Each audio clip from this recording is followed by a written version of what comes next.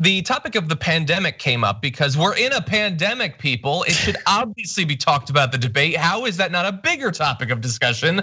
It's still here, it hasn't gone away. But anyway, they did talk about it. And here is Trump once again reassuring you that it's almost gone. If in fact, at Social Security, if in fact he continues to withhold his plan to withhold the tax on Social Security will be bankrupt by 2023 with no way to make up for it. This is the guy who's tried to cut Medicare. So I mean, the idea that Donald Trump is lecturing me on Social Security and Medicare, come on. Yeah, there was some sort of miscommunication there. But anyway, look, he went on during the debate talking about it'll soon be gone. Again, we're rounding the corner. He keeps saying this. He's talking about how many goggles we've made, I guess. And look, Biden did a good job of pointing out this is the guy that said it'd be gone by Easter. This is the guy who said the cases will be down to 0. This is the guy who said it'll be gone by the summer.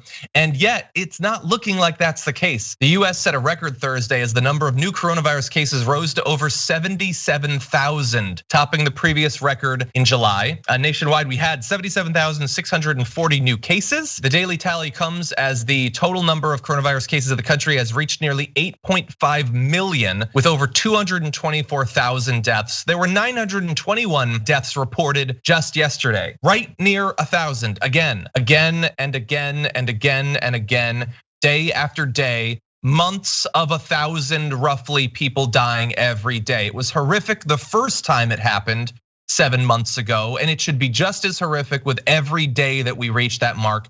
And he says it'll soon be gone. Take a look at the chart. This is cases. You remember that second wave after the 4th of July? Yeah, we're about to hit that same peak again. When you look at the news, when you talk to people, does it feel like we are? I feel like people really have moved on. Certainly Trump is long gone. He doesn't care at all about what those numbers mean or how deaths are certainly gonna rise again as they did during the second part of the first wave. But yeah, we're entering right into the third part, Brett. Yeah, it's very frustrating. He doesn't want any responsibility to take any responsibility for this. He, instead of fixing it, he wants you to basically pretend like it's not a problem. That is horrible. That is so horrible, and that is giving up, and that is defeatist, or that's defeated, and that is losing, and that is not American. Americans fight. We fight for stuff. We fight to win. He is giving up, and he is losing to a virus. Yep. And every step of the way, he has bungled it. Slow the testing down. And there's someone retweeted the moment that even in the debate, Kristen Welker says Trump says he was kidding during it. Like, you have to say that. No, I rewatched that moment where he said, let's get some UV light in people's veins. Let's inject bleach as a way of cleaning. He was not kidding. This is the same guy that says we really need the voice of the demon semen doctor. This is Trump, who now is attacking Anthony Fauci, who is an expert.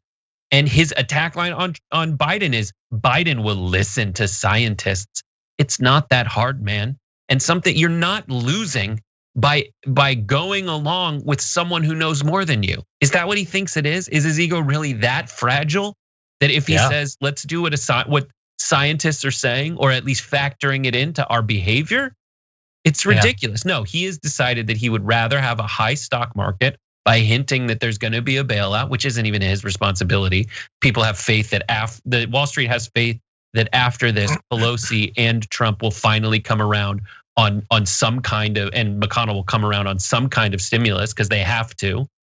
They think they'll be fine, but he thinks that he has to make some kind of economic and poorly framed civil rights argument against coronavirus, which is killing people left and right. I think one of the strongest moments of the debate last night was when Biden said, no, people aren't learning to live with it, they're learning to die with it.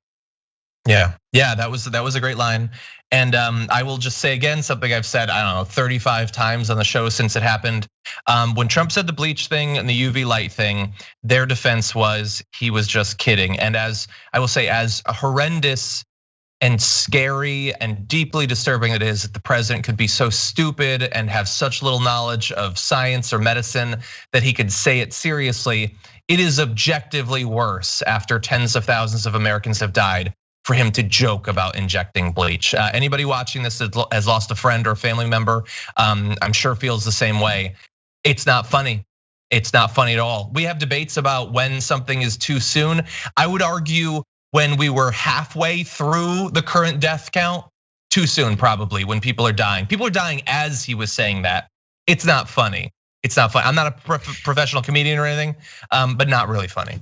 But he wants you to think that he's an expert, and he still during the debate was saying things like, "Oh, I think we've got some fixes for this. I think it hurts people this way and that way. No one's ever seen it." Like at this point, yeah, those moments, and there are a lot of moments that I think, even the underdeveloped people who don't pay a lot of attention to politics pick up when Trump vaguely describes something sort of about the law. There were moments where Biden says, "No, here's a fact about the law he's talking about," and then explains the law and the terms. That's someone I want who has some working knowledge of any of this. And Trump's been not working, and he doesn't have knowledge. Yeah, and he likes to say that he learned a lot from having had coronavirus, but I believe that honestly, whatever he had learned was taken out of his brain as his brain swelled from the fever. Yeah, he falsely claimed antibody treatment is a cure. He falsely claimed that he's now immune. He falsely claimed that kids aren't transmitting the disease to teachers. He misled about the timeline for a vaccine. He falsely claimed that the spikes in Florida, Texas, and Arizona are gone. He lied and he lied and he lied and he lied and he lied. That's what he did. That was the president in his last bid to convince an incredibly skeptical public that fundamentally doesn't trust him on this pandemic. That is how he tried to win their support once again, and I am fairly confident that it was a failure.